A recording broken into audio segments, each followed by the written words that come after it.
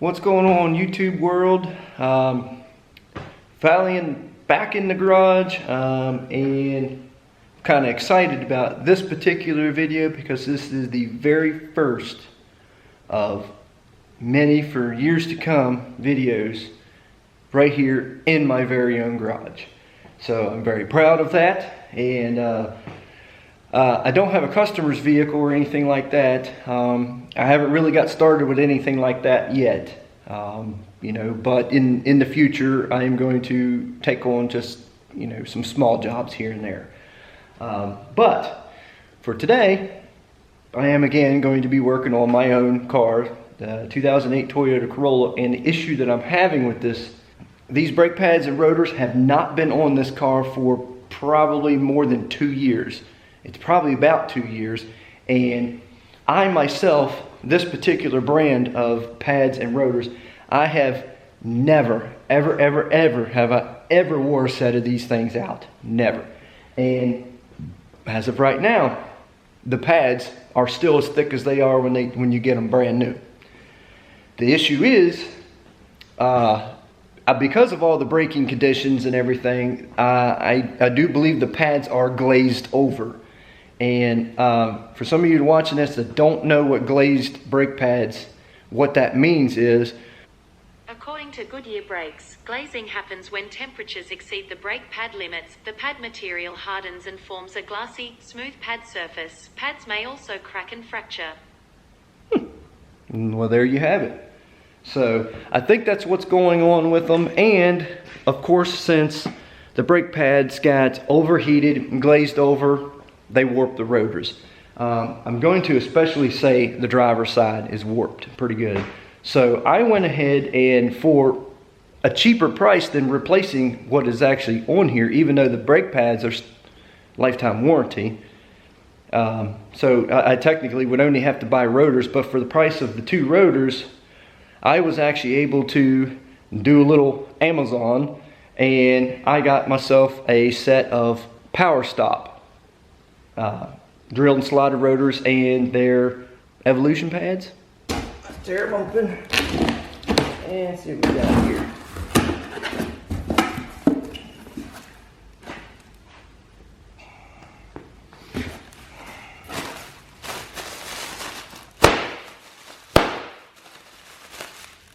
Yeah, best part. Alright, so I got the Evolution brake pads now. And these are carbon fiber ceramic. Now, I have never run these Evolution brake pads from Power Stop, but I do hear a lot of good things about it. This is not a high performance car or anything, so I didn't really need their extremes, which are pretty much for, you know, a little bit more high performance, things like that. So, lube. So, let's take a look at them here. Oh, goodness.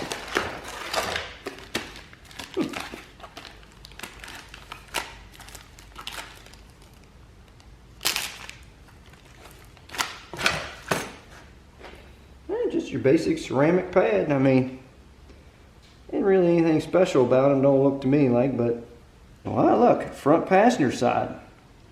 They even label those, what side they go on, for people that don't know, because, you know, really a lot of people don't realize that these channels here, these are directional. A lot of people don't actually know that. But so once you get everything apart, it is always a good idea to put the new parts next to the old parts, just to check and make sure everything is correct. And as you can see, the brake pads are correct. They are the right ones. Alright, so when it comes to your brake hardware and the sliders, I know you can't really see too much of this, but I'll show you. They are very easy to pop out. Now I already got the top one in, but you just press on the top of them and it'll pop right out, the little slot. And, well, and that's it. And what I usually do is, when I pop it out, I hold it exactly how it came out and line the other one up. And literally, once you put it back in, you're just popping this back into the groove. So you just throw it back in there like that. Yeah, okay. Yeah, it's all the way in there. Alright. Well, the rotor definitely looks a lot better than the old one on there. Alright, brake pad's in, and you can see the inner pad is flush with the bracket, which means the piston's all the way in. That's the way you want it. That way it doesn't give you any trouble sliding onto the rotor there. All together and looks good. I notice every time I've ever taken any of this apart, for some reason I always seem to get this bent into the rotor. So what I like to do is just kind of tug on it a little bit. Make sure it's not touching the rotor anywhere, because as soon as you get to pulling it out of the garage, then you hear it scraping on there. And of course, the last time I had all this apart was in January. I put all new loaded shocks and struts on this car. And of course, the brand new tires. I mean, these are just, you know, they're cheap snow tires, but I needed them, you know.